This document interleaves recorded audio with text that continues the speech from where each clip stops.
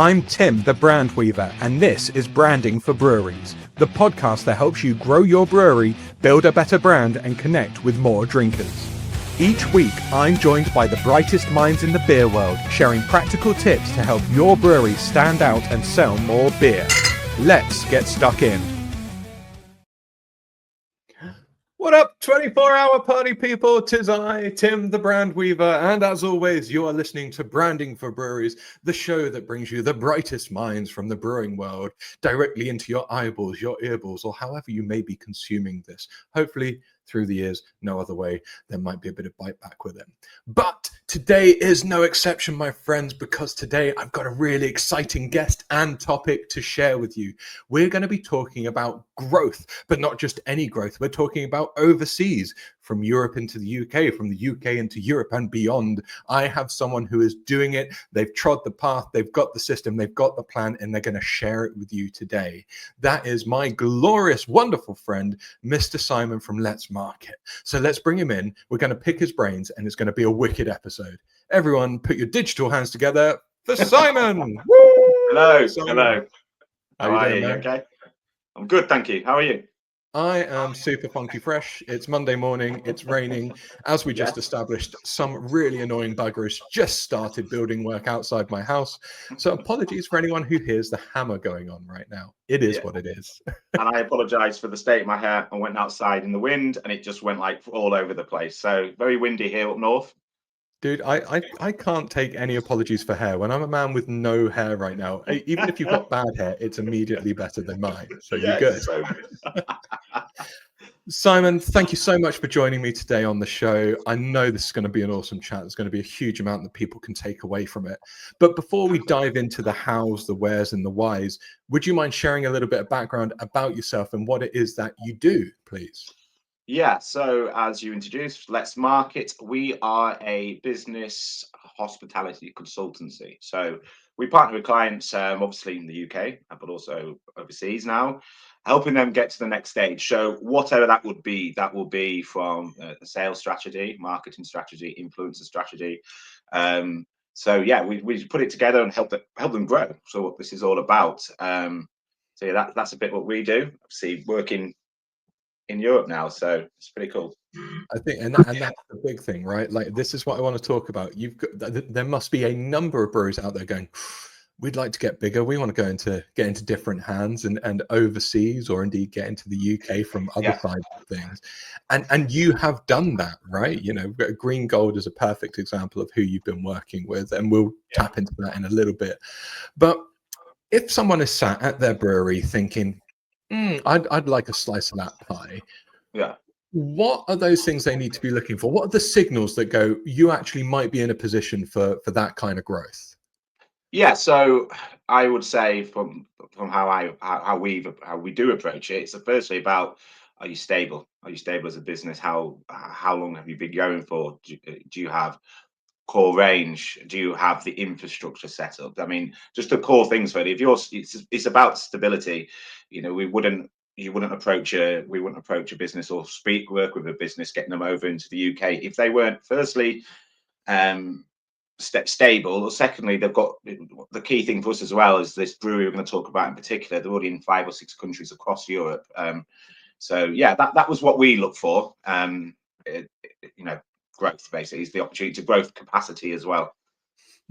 Stability and capacity makes a huge amount of sense, right? The last thing you want to do is go, well, let's go for another 50,000 cans, and the brewer's gone, I can't do that. Yes, exactly. Capacity is probably the key thing. What about like some of there must be like myths about trying to export, like the import export duty costs and things like that. What are the biggest things that you hear where you're like, actually it's not as a big a problem as you think it might be? What you just said then is probably the biggest, the negotiation part is the export. It's getting, well, since it's getting us over the borders, that's getting over the border either into the UK or out of the UK. I'd say that is, I wouldn't say it wasn't as hard. It wasn't as hard. It's a negotiation process. There's a lot of back and forth, but it's doable like anything really. You just need to have the right things in place to be able to do it. It doesn't happen overnight. It is a process, but yeah, and obviously partnering with the correct logistics company is very, very, very key. I was going to say, surely it's a lot to do with the knowing people who have done it before and doing it right. You know? It's yes, and even it's not even people that have been around for a long time. You just need to know the right ones because, for example, when we were, I'll just give you a recent example. So leaving Slovenia, getting to England, the logistic company had to go obviously through a certain amount of countries, Germany, Netherlands, but they didn't time it right. So they hit bank holidays in Germany, they hit on Netherlands, and you couldn't leave the country. The borders were shut basically for logistics when it was a bank holiday, and then they found the same in Netherlands. So that caused a massive backlog to us getting it out for the launch party. It was a problem. So we're not using them again. Because they turned up 3 hours before the launch, the UK launch. So that was very, very stressful. Yeah, I suppose most people just think, well, we're going to ship it in. Like, you don't think about the different barriers and points where even within that chain it could fall down. You assume once it's on a truck or on a ship or something, it's going to land and you're going to be fine. But there's so many other places in between it where it can break. Also weight, where you have to put to the dot how much weight you've got. So there's times beforehand when the lorry's driven, the lorry's driven up very, very, very recently, and the weight is not being too. I mean, it was slightly off in what they put, and they refused to take it. They refused point blank to take it. So it's knowing that it's the product, it's the weight, it's the right logistic company. They can. You think you've got there and you haven't. So yeah, that's a problem as well. Problem. That's where you need some help, so someone can help shoulder the pain. Yeah. Exactly. So your phone's going off at 2 a.m. and from Slovenia, you're like, this is not good news. No. So what can a brewery do to try and mitigate or limit a lot of that? If they had a checklist for things that they need to like tick off, what are those things that they need to get sorted before really the shipping begins? I mean, so do you mean that the process is sorted? So, I mean, do you want me to talk you through an example, or do you want me to just? I think that'd be phenomenal. Yeah. So people can listen and go, okay, this is how it works. So this works both ways. So I'm talking about Europe into the UK, but also this is relevant for the UK going abroad as well. It's the same kind of process, I think. So, well, not I think, it's worked for us. So very much before we launched a brand, Green Gold, in June into the UK, we started working in January. So we put together an influencer campaign to get people familiar with the brand. So what that did is obviously the cans got sent out to people in different areas of the UK to cover more reach. They saw it, they talked about it. The next stage was to get them on many podcasts as possible. I'm sorry that they didn't come on yours. Different kind of podcast. It's all good, man. It's fun. We got them on as many podcasts as possible, and we also introduced them to some very big breweries over here about certain opportunities for collaborations, which then put all of that together. The influencer campaign made people aware of the brand. We had Luca, one of the owners, on as many podcasts, which got more people familiar with it. Then also linking them straight with breweries, which is, again, familiarity. So it helps by the time they landed in here, there was already people talking about them, knowing about them, launching the UK social medias as well at a certain point. So it was all like a little domino effect. So people were aware within the community, beer world, we were kind of aware of the brand, which made it a lot of a easier sell once they were in here. So yeah, that was kind of the shortened version of a 6-month process. It allowed us to go away and talk to people, talk to distributors in the UK. It allowed us, it was an easier sell. I mean, it makes a lot of sense, especially when entering a new market, to have a bit of awareness through, like you say, through the digital promotions of social media and podcasts. It must make the conversation much easier than when people are going, oh yeah, I've heard about those guys. I saw that post, or whoever was talking about them on what Instagram channel. It allows it to be a softer sell.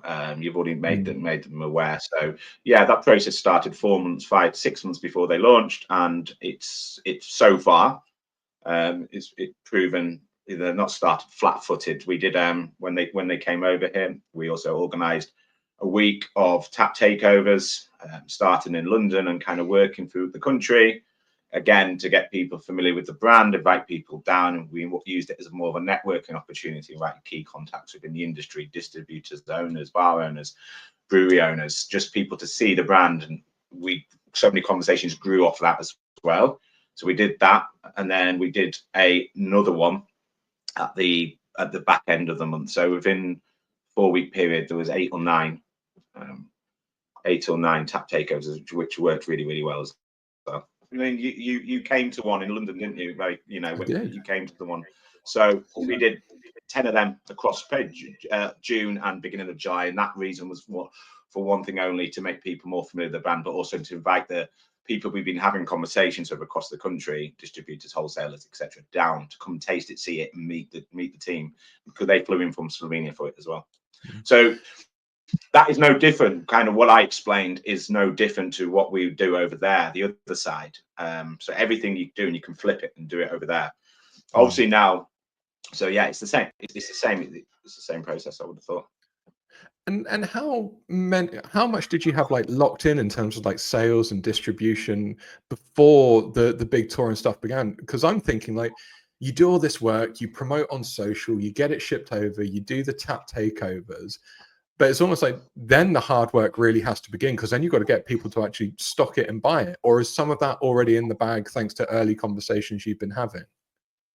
Yeah, you've got some in the bag. You know, we're lucky enough that firstly the beer is quality, and you know, the brand is very eye catching. So yeah, a lot of that was pre-done.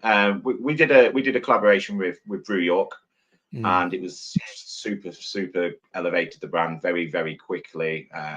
We got ourselves in the papers and press for it, and got some press releases done for it. So we had a lot of stuff pre-done before even stepped foot in UK soil. So there was distributors. We have a distributor that we work with who gets it over to England for us. So he's our partner for doing that. And then we have other UK distributors that will just do it within the UK. So there's lots of ongoing discussions like later today as well. I've got some meetings, but yeah, there was stuff already in the bag. Long-winded answer to your question there. And it's all good. We got to the answer. Don't you stress. It's fine. Round the houses. So you're saying about working with like influencers or content creators, podcasters, knowing even about who you collaborate with and the taps and the locations that you want to get going in. So how important is it? That's got to be a huge amount of market research to undertake, even to begin with, to build up that network and know who you're going to. Like if a brewery were going, right, I'm going to move into this new country that I've not heard of before. Like how did you start to build up your little black book for that? I suppose, I mean, year before last, we lived in Romania. We had a project there. So we saw a lot of potential in Romanian, Hungarian, Dutch, all these. We did a lot of traveling around when we lived there. So we built our black book up from there, basically, of hidden gems, I would say, that would, you know, I see there's an amazing beer scene in the UK. But also, I think there is definitely room for good European beer, because people are more exploring now. They're going overseas. They're seeing different things. So that's how we do it. We do a bit of work with, or we're doing some work with the Warsaw Beer Festival as well in Poland. Cool. So a lot of contacts through there as well.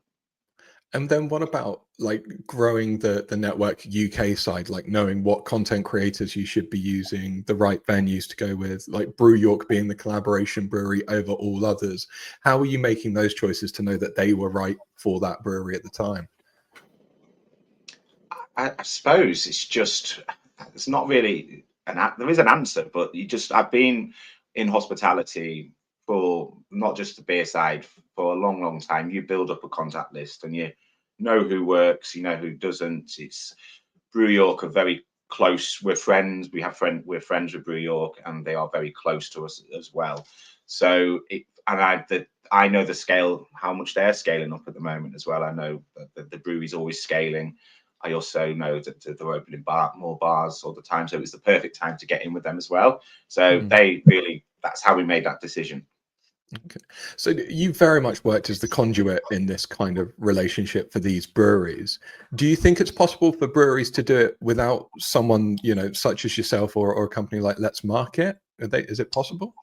I mean, anything's possible, really, but you know, of course it is. But it helps when you've got.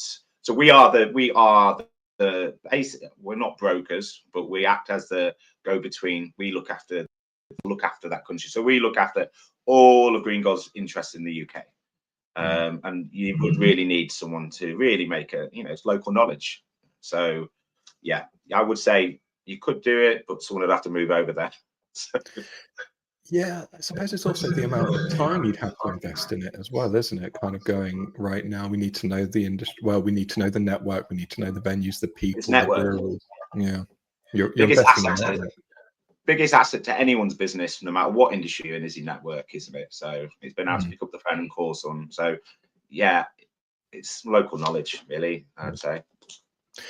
So do you mind if we talk a little bit about And like I finance? find, yes, and yeah, sorry, Tim. Sorry, it's No, gone a little bit. I was going to say, do you mind if we talk a little bit about like you touched on timescales, but also I think finances is a really important thing that breweries need to be considering because they've got to be of a certain financial stable level as well, right? Yes. Yeah, yes, definitely. That's when right at the start of this when I said stability, financial stability, and you know, it costs money to enter a new market. Especially overseas. So yeah, financial stability is very key.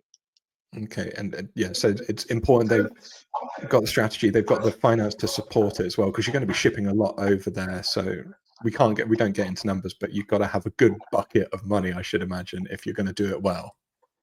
Yeah, I mean, obviously, it's like anything. So, yeah, there's a whole the import that you've got to do it. You've got to negotiate well without going to numbers because you've got to take off the import, the taxes, the duty. That can be really make a big difference to it. So, yeah, I would advise anybody to. My advice is obviously financial stability. There's massive opportunity for people looking to go into different countries. It's exciting, but you just make sure that be aware it's going to cost money. Mhm. What about kind of like cultural pitfalls, or are there things that might not be the obvious things to consider? Yes, yes, massively. So obviously, the UK are very much different. We're very different to most of Europe. People, the way we act, our way of life, and that travels through to the beer industry as well. So yeah, you have to take the way there's certain things that cannot be this promoted in England are okay over there, as in things on cans, images on cans, wording, and it's vice versa as well. So they sometimes just don't get it. So you have to realize that, and something you might have to change something slightly that you'd never do over here, but it will work over there. So ABV is another one. Europeans can have very, very strong beers. On their Helles can be up to 7% somewhere. Germany as well. Some of their beers are 11%, and that's just meant to be a casual beer.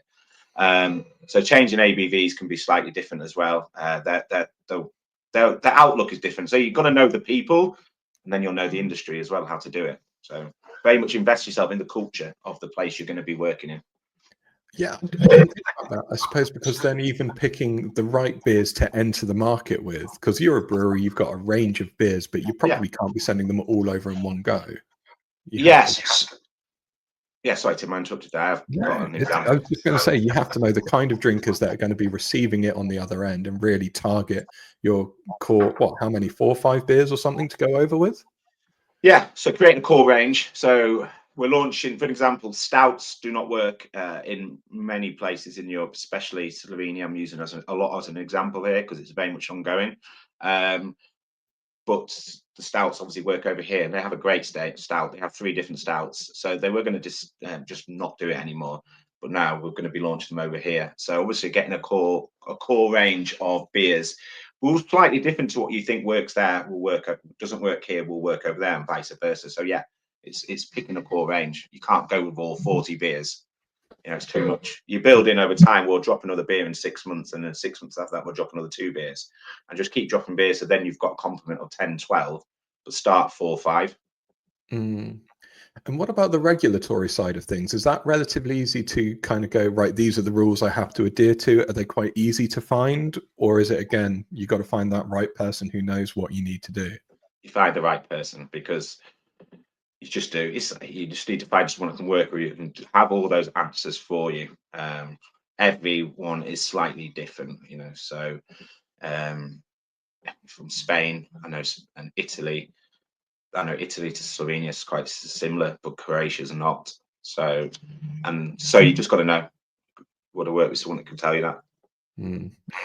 And what have been some of your the biggest surprises that you've picked up on doing this process now for a while? You're like, I did not see that one coming.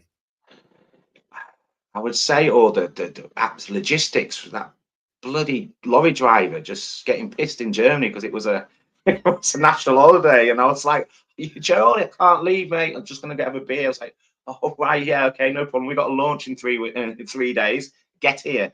But we couldn't. So it's the planning, like the little things when you think you're over the line and got this big truck of beer coming, everyone's celebrating, all these sales lined up, and then your lorry driver's pissed in Germany because it's a national holiday. And I'm like, no.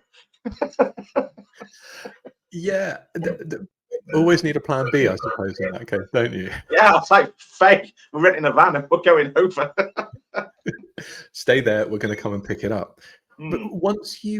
once you've got that connection and then that line, do you have to keep on reviewing your process and how it's all coming through? Do things change, or is it pretty stable once it's locked in?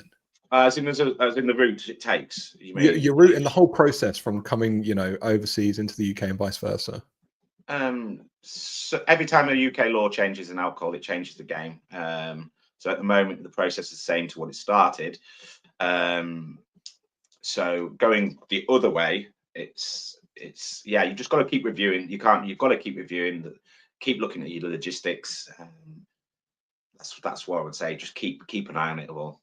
And how do you measure the success of something entering a new market? Is there kind of cover cost isn't really enough, is it? Because No, you want to grow and expand. Yeah, so we've got a strategy in place where we want to be in the next year. All I can say is well above that at the moment. So yes, you come in to make. Firstly, that we've identified a gap in the market with this particular brand, Green Gold. We set out a year's plan, and then we're reviewing it every 3 months. So yes, obviously, return on investment in anything is key, but it doesn't always happen straight away. But we are ahead of no need to be. So yes, it's making money. Otherwise, there's no point doing something as a loss leader, or you break all that effort to break even. And what about the timeline side of things? So when did you start working with Green Gold? How long ago was that now? We started not officially. We started the process in January, end of January. So since then, we've been working together.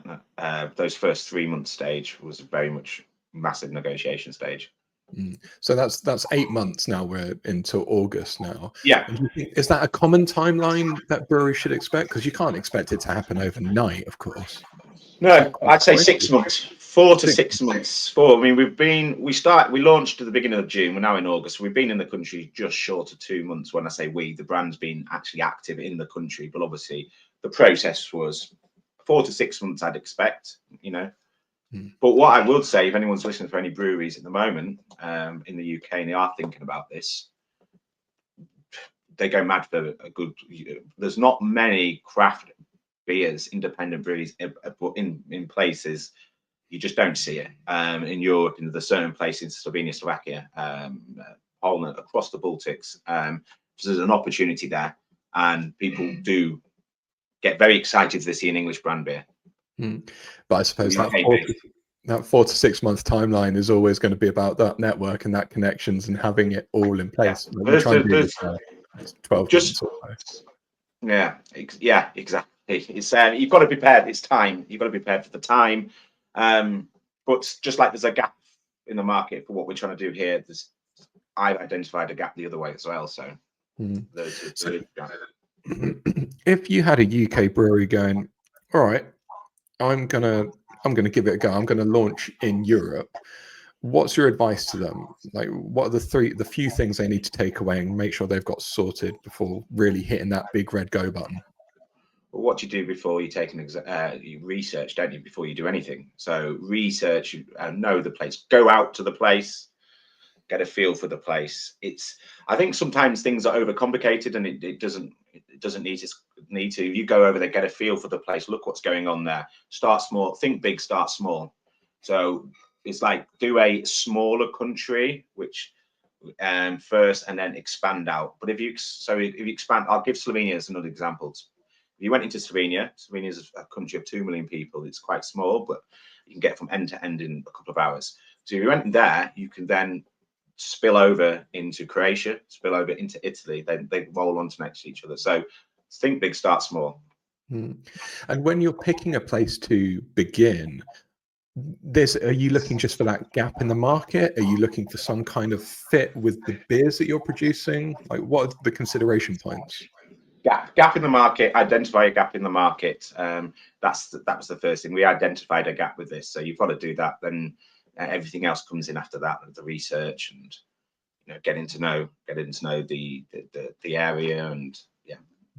And how much time should be spent on researching, like you say, actually getting out there? Like, are you meant to go into every bar, into every supermarket, or if someone was seriously considering this option, and they're listening and they think we like that, it can be done. Go out to the place that you're thinking about doing, rent an apartment, an Airbnb for 2 weeks, take some people with you, and just go out and just market research, not into every single bar, but get that vibe and see if there's an opportunity. And you'll come back thinking, yeah, there is. Go to find out what the locals do. That's what the key is, not where the holidaymakers go. The locals are the key. They're there all year long. They will help you. Local knowledge is king, or queen. It's a winner either way. So if we recap and look at the process, because we touched on it in bits. So the first thing, like you've just said, is the research side of things. Identify your gap, know that you can grow into a place like that. Then it's about building up awareness before you've even hit that land, that shore. So you're using digital a lot of the times. You're talking to content creators, influencers, podcasters to build that up. Then it's about the logistics side of things, bringing it over. And then you were saying about the events and really pulling everyone else in, right? So off the back of exactly. So off the back of the events as well that we've been doing, we're talking to 2 huge national retailers, and probably one of the UK's biggest subscription boxes as well. So that kind of early market research events has led to these big conversations we're having at the moment with people, and another collaboration that is going to be announced in the next coming week, which is going to be huge. I wish I could say, but I'll get in trouble. It's I wish I could great tell you it all. I hate secrets.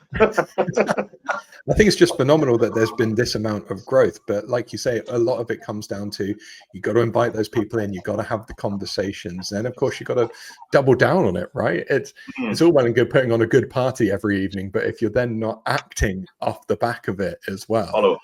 Follow-ups, yeah. Is there a follow-up strategy that people need to follow, or is it just take the email and get in touch with them as soon afterwards? Very simple. Obviously, get their numbers, get their details. Don't give someone your business card. Get their details back, which is obviously you need them, don't you? So, and just follow up with a phone call, arrange some sort of call, should I say, and go from there. But act quickly. Don't act 3 weeks later. Act in the first 48 hours while it's fresh in the mind. Yeah. Otherwise, you're like, and you were sorry. Remind me, what's this about? This person will be busy. The people we're talking to will be busy. One of the retailers we spoke to, they were contacted within 24 hours. So, and that's led to other things. So. Amazing. So, Simon, this has been really helpful, and I apologize for me dropping out twice, which is all right. Always. If people wanted to pick your brains and be like, oh, what you said was really interesting, but I wouldn't mind knowing a little bit more about that, or the thing about the UK into another country, like how do we go about that? Where can they find you? How can they get in touch? So you can get us on both on LinkedIn, Simon Williams, Faye Williams. That's my co-founder and wife. Email, you can email us. Do you put the details for email, Tim? Or? The details will go in the show notes for sure. Yeah. So contact us for the details that come, and we'd love to talk to you. Obviously, for me, it's been a pleasure to be on here, but we've skimmed over a lot of stuff. So if you want to talk and get a bit deeper and tell you a little bit more about how we can do it. One thing I will say, and to any English brewery that want to make this step, please do. That is such an opportunity to go the other way. English beer, UK beer, should I say? Sorry, UK beer is held in high esteem. It's easier to make that way than it is to go the other way, because we have a lot to prove when we're working with Polish, Romanian, Slovenian brands. We've got to shout louder. Everyone listens to you when you go the other way. UK beer, if wherever we've been on our travels, people get very excited if a bar's stock in it. So you've got the audience there. So that going over there will be a lot smoother than the uphill battle sometimes you face going the other way. Really exciting. I love that. I'd love to see more UK beers going out. I think they need to do. I think there needs to be, and I can use a couple of countries as examples where I know it would fly, like Slovenia, Poland, Romania. In their 5 to 10 year craft beer scenes has been booming, and they're very excited. And a lot of their brewers have gone, have lived in England, lived in USA, learned how to brew, brought that back home, and that's this really exciting period. But they see the UK, they see America as like the OGs of brewery. So putting one that way, I mean, I think could do very, very, very well. Amazing. Well, those people who are listening or listening back to this, then just reach out to Simon if you think it could be. Reach out to me, and I'll have a chat, and I'd love to talk you through how we can get you flying in another country. Wicked. Well, Simon, again, my man, thank you so much for your time today. I really appreciate it. It's been awesome. You've given so much value. Everyone else, thank you so much for listening, and I'll see you on the other side. Take care, mate. See you. Thank you, everybody. Thank you. Bye. That's a wrap on this week's episode of Branding for Breweries. If you got something great from it, hit follow, like, and subscribe on your favorite streaming app. Or even better, leave a review, share it with your brewery pals, or get in touch, because I want to chat to you. Rock on!